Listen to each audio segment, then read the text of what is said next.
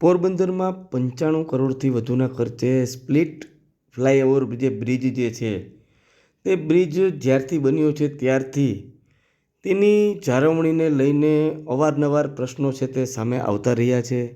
ક્યારેક લાઇટોને લઈને પ્રશ્નો છે તે ઉઠતા આવ્યા છે, પરંતુ હાલમાં આ જે બ્રિજ જે છે તેમાં ઠેક ઠેકાણે મસ્ત મોટા ગાબડા જે છે તે જોવા મળી રહ્યા છે.